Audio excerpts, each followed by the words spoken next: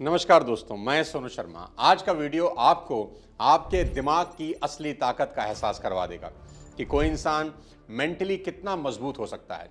आज की इस बेहद हैरान करने वाली वीडियो में मैं आपको बताऊंगा कि दिमागी ताकत के आगे सभी प्रॉब्लम बिल्कुल बौनी होती हैं।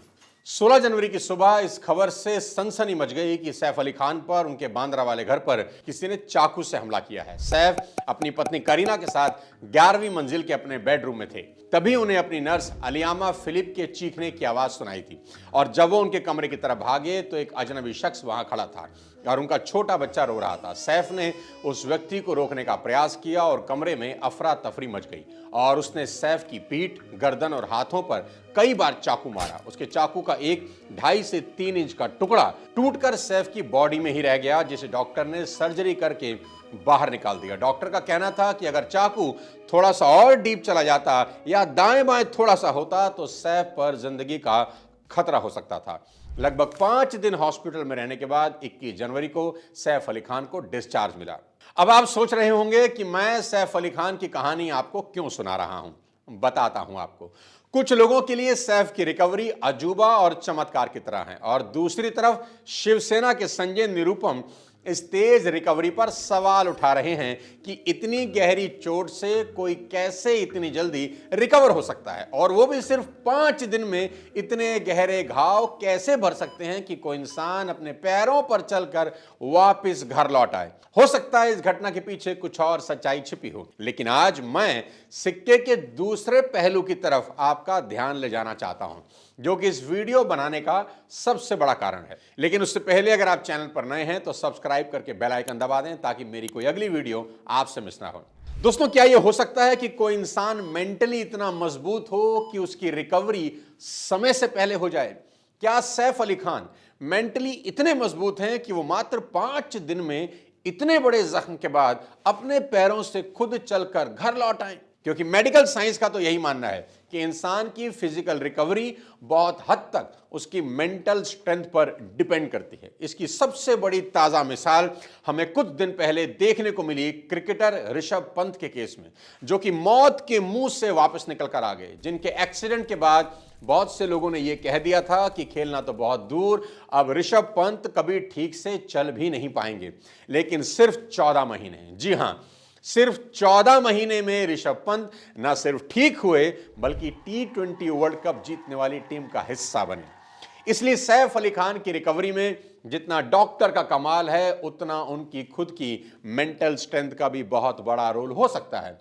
लेकिन फिर भी अगर आपको यह सब इत्तेफाक लगता है तो इस वीडियो को आखिरी तक देखिए। मेरा दावा है कि आपकी सोच को आज 440 वॉट का झटका लगने वाला है, क्योंकि आज के इस वीडियो में मैं आपको ऐसे जाबाज बहादुर लोगों की कहानियां सुनाने वाला हूं जिन्होंने अपने हौसलों और जिद के आगे हर हादसे को बौना साबित कर दिया। और मेरी गारंटी है कि इस वीडियो को देखने समझने के बाद कोई नहीं पूछेगा कि सैफ इतनी जल्दी ठीक कैसे हो गए। तो हौसले और जिद की पहली कहानी है एक 13 साल की लड़की बेथनी हैमिल्टन। बेथनी जब सिर्फ 13 साल की थी तो समंदर में सर्फिंग कर रही थी। सर्फिंग के दौरान उनके ऊपर एक शार्क ने हमला कर दिया। इस हमले में शार्क उनका बायां हाथ चबा गई। बेथनी को हॉस्पिटल ले जाया गया। आपको अगर सैफ अली खान के 5 दिन में घर लौटने पर ताज्जुब हो रहा है तो अंदाजा लगाइए कि बेथनी हैमिल्टन को घर लौटने में कितना वक्त लगा होगा, जिसका एक हाथ ही शार्क खा गई हो। जो मैं बताने वाला हूं उसे सुनकर आपको अपने कानों पर यकीन नहीं होगा, पर एक एक बात 100 आने सच है। वो सिर्फ 13 साल की लड़की एक हाथ गंवाने के सिर्फ 1 महीने के बाद उसी समंदर में सर्फिंग बोर्ड लेकर खड़ी थी। पूरी दुनिया की मीडिया उस लड़की के हौसले और जिद को दांतों तले उंगली दबाए देख रही थी। आमतौर पर लोग ऐसे हादसों से फिजिकली रिकवर हो जाएं, पर मेंटली उन्हें जो सदमा लगता है उससे उबरने में सालों बीत जाते हैं। पर जैसा कि मैं कहता आया हूं कि मेंटल स्ट्रेंथ कितनी पावरफुल चीज है, आपको उसका अंदाजा भी नहीं है। पर टेंशन ना लीजिए, इस वीडियो की हर कहानी के साथ आपको आपके ब्रेन की पावर का अंदाजा लगता चला जाएगा। अगली ऐसी ही कहानी है एक 20 साल के नौजवान की जो भारत के लिए क्रिकेट खेलना चाहते थे। 1961 में इंग्लैंड में ट्रैवलिंग के दौरान एक कार हादसे में उनकी एक आंख की रोशनी चली गई। ये क्रिकेट का वो दौर था जब ना तो हेलमेट सही से डिजाइन होते थे और ना ही आज की तरह गेंदबाजों के ऊपर किसी तरह की नियमों की कोई लगाम थी। सही मायने में कहा जाए तो ये वो वक्त था जब टेस्ट मैच का असली मतलब होता था आग उगलती गेंदों के सामने बल्लेबाजों की काबिलियत का इम्तिहान। उस रोड एक्सीडेंट में अपनी राइट आई गंवाने के सिर्फ 6 महीने के अंदर उस नौजवान ने न सिर्फ इंडियन टीम में डेब्यू किया बल्कि वो उस वक्त की भारतीय टीम के सबसे सफल कप्तान बने। उनकी कप्तानी में इंडियन टीम को पहली बार टेस्ट में जीत नसीब हुई। उनके नाम पर टेस्ट में 6 शतक और एक दोहरा शतक है और ये सब कुछ उन्होंने किया सिर्फ एक आंख की रोशनी के दम पर, और वो भी उस समय की पिच और खूंखार गेंदबाजों के सामने जिस जमाने में पिच पर खून बहना आम बात थी। आप बिल्कुल ठीक सोच रहे हैं, मैं बात कर रहा हूं सैफ अली खान के पिता नवाब मंसूर अली खान पटौदी के बारे में, जिन्हें प्यार से लोग टाइगर पटौदी बुलाते थे। जहां 2 आंख से भी 150 किलोमीटर की स्पीड से आ रही गेंद को देखना नामुमकिन होता है, वहां नवाब पटौदी एक आंख से बॉलरों की कुटाई कर रहे थे। इंग्लैंड के फॉर्मर कैप्टन जॉफ्री बॉयकॉट को कभी विश्वास नहीं हुआ कि कोई इंसान सिर्फ एक आंख से कैसे टेस्ट क्रिकेट खेल सकता है। वो आखिर तक कहते रहे कि मंसूर अली खान पटौदी झूठ बोल रहे हैं, ऐसा हो ही नहीं सकता, जबकि ये सच था। दोस्तों, अगर टाइगर पटौदी के अंदर लड़ने का, जूझने का जज्बा ना होता तो उस दौर की गेंदबाजी के सामने एक आंख की रोशनी से 9 साल तो क्या 9 गेंद खेलना भी नामुमकिन था। इंसान का दिमाग उसकी फिजिकल रिकवरी में बहुत बड़ा रोल निभाता है। अगली कहानी ध्यान से सुनिए। यह कहानी एक ऐसे हॉकी प्लेयर की है जो सिर्फ 17 साल की उम्र में ओलंपिक में डेब्यू करने वाला दुनिया का यंगेस्ट हॉकी प्लेयर बनता है और अगले ही साल जूनियर वर्ल्ड कप में सबसे ज्यादा गोल करने वाला प्लेयर भी। साल 2006 में उसकी परफॉर्मेंस की वजह से उसे वर्ल्ड कप के लिए चुना जाता है। हॉकी की दुनिया इस नए उजले सितारे के इस्तकबाल के लिए बेताब है, पर एक हादसा इस सितारे को अपनी आगोश में लेने के इंतजार में बैठा था। तारीख थी 22 अगस्त 2006। यह खिलाड़ी अपनी टीम को ज्वाइन करने के लिए कालका शताब्दी एक्सप्रेस से दिल्ली आ रहा था। तभी रेलवे गार्ड की बंदूक से गलती से गोली चलती है और सीधा उस खिलाड़ी के लोअर एब्डोमेन में लगती है। फिर 30 दिन के बाद उस खिलाड़ी को हॉस्पिटल में होश आता है। डॉक्टर उसे बताते हैं कि उसकी कमर के नीचे का हिस्सा पैरालाइज हो गया है और अब वो पूरी जिंदगी कभी हॉकी स्टिक नहीं उठा पाएगा। 20 साल की उम्र में दोस्त, जहां लोगों का करियर शुरू भी नहीं हो पाता और यहां डॉक्टर ने उसके करियर पर दी एंड का ठप्पा लगा दिया। डॉक्टर ने कहा कि अगर तेज रिकवरी चाहिए तो एक ही तरीका है, कितना भी दर्द तुम्हें हो पेन किलर कभी मत खाना। और बस उस 20 साल के लड़के के लिए इतनी उम्मीद ही काफी थी। उसने एक हॉकी स्टिक को मोटिवेशन के लिए अपने पास रखा और अगले 1 साल तक वो लड़का दर्द से तड़पता रहा, रोता बिलखता चीखता रहा, पर उसने एक दर्द की गोली भी अपने गले के नीचे नहीं उतारी। उसका नतीजा क्या हुआ?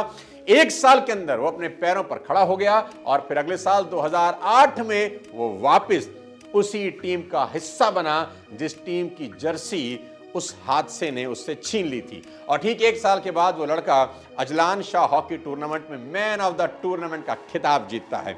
उसकी कहानी पर दिलजीत दोसांझ एक फिल्म बनाते हैं सूरमा नाम से, और उस सूरमा का नाम है संदीप सिंह, जो बाद में हरियाणा के स्पोर्ट मिनिस्टर भी बनते हैं। दोस्तों, अब तक के वीडियो से ये तो समझ में आ गया होगा कि आपकी जिंदगी में आपके ब्रेन का कितना बड़ा रोल है।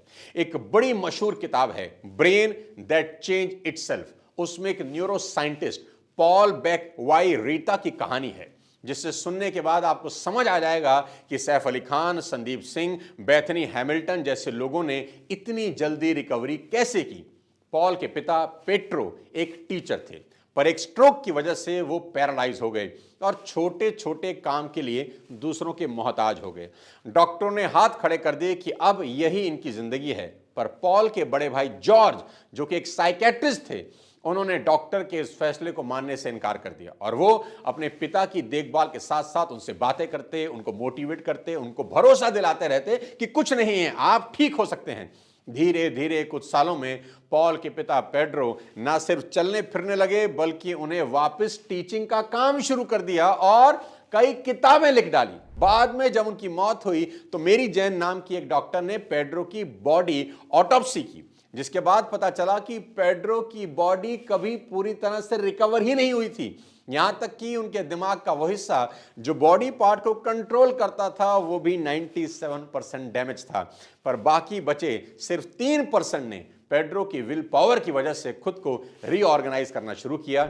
यानी पेड्रो की पूरी बॉडी को उनका दिमाग, उनकी विल पावर चला रही थी। इस करिश्मे को मेडिकल साइंस में नाम दिया गया न्यूरोप्लास्टिसिटी। इसी की मदद से अंधे लोग सिर्फ छू कर चीजों को देख सकते हैं, क्योंकि स्किन जो डेटा दिमाग को देती है, दिमाग उसी से एक तस्वीर बना लेता है। इसी कारण से आपने अक्सर किसी क्रिटिकल मरीज के बारे में डॉक्टर को यह कहते सुना होगा कि अगर इसके अंदर जीने की चाह होगी ये ठीक हो सकता है, वरना हम अपनी तरफ से सब कुछ कर चुके हैं। इस वीडियो को अब मैं एक और हीरो की कहानी से खत्म करने वाला हूं, पर उससे पहले इतना जान लीजिए कि इंसान के शरीर की हर मसल को लेकर रिसर्च हो चुकी है, पर इंसान का दिमाग आज भी साइंस के लिए अबूझ पहेली बना है। ये वो कहानियां हैं जो मशहूर हुई, न जाने ऐसी कितनी कहानियां हैं जो खबरों तक ही नहीं आ पाई। अगर आप भी किसी ऐसी कहानी को जानते हैं तो कमेंट में जरूर शेयर करें। अब आते हैं इस वीडियो की आखिरी कहानी पर। यह कहानी है एक वर्ल्ड चैंपियन की, जिनका नाम है निकी। निकी को फार्मूला 1 के इतिहास के महानतम रेसर्स में से गिना जाता है, पर उनकी महानता की सबसे बड़ी वजह उनकी कमबैक स्टोरी है। तारीख थी 1 अगस्त 1976। जर्मन ग्रैंड प्री में रेसर निकी अपनी फरारी चला रहे थे। अचानक उनकी फरारी का कंट्रोल बिगड़ा और वो क्रैश हो गई, और अगले ही पल फरारी में आग लग गई। और जब तक निकी को निकाला गया तब तक उनका चेहरा और हाथ बुरी तरह जल चुका था। आग से निकला जहरीला धुआं निकी के फेफड़ों को डैमेज कर चुका था। यह एक्सीडेंट इतना भयानक था कि निकी के अंतिम क्रिया के लिए एक पादरी तक को बुला लिया गया था, पर निकी की सांसें अभी चल रही थी। उन्हें हॉस्पिटल ले जाया गया। उनके बचने के चांसेस बिल्कुल जीरो थे, पर फिर भी वो बच गए। वो दोबारा रेस ट्रैक पर लौटेंगे ये कोई सोच भी नहीं सकता था। कुछ ही दिनों के बाद हॉस्पिटल से सीधा डायरेक्ट निकी रेस ट्रैक पर लौटने की तैयारी करने लगे। बेतहाशा दर्द भी निकी के हौसलों को दबा नहीं पाया, और ठीक 42 दिन के बाद 12 सितंबर 1976 को निकी रेस ट्रैक पर वापस लौटते हैं। दुनिया उनकी वापसी से ही हैरान थी, पर गाड़ी की तेज स्पीड से उठ रहे जानलेवा दर्द के बावजूद भी निकी ने रेस में चौथा नंबर हासिल किया। उस दिन दुनिया ने जब निकी के जले हुए चेहरे को देखा तो उन्हें वहां जख्म नहीं, एक इंसान का जुनून नजर आ रहा था। दोस्तों याद रखिए कि जब इंसान किसी चीज को करने के लिए जुनून की हद तक चला जाता है तो वो क्या कर सकता है इसकी कोई सीमा ही नहीं है। बस इतना ही कहूंगा कि हादसे इंसान को डरा सकते हैं, कमजोर कर सकते हैं, तोड़ भी सकते हैं, जला भी सकते हैं, पर दुनिया का कोई हादसा इंसान के हौसलों को नहीं हरा सकता। उम्मीद है आज का ये वीडियो आपको जरूर पसंद आया होगा। ये वीडियो हर उस इंसान को भेज दें जो जिंदगी में कुछ बड़ा करना चाहता है पर छोटी मोटी परेशानियों से घबरा रहा है। इस वीडियो को ज्यादा से ज्यादा लोगों में शेयर करें। कोई एक इंसान भी इस वीडियो को देखकर फिर से खड़ा हो गया तो मैं समझूंगा ये वीडियो बनाना सार्थक हो गया। जल्द मिलता हूं किसी नई इंटरेस्टिंग वीडियो के साथ। तब तक अपने स्वास्थ्य का ध्यान रखिए। Thank you so much. जय हिंद।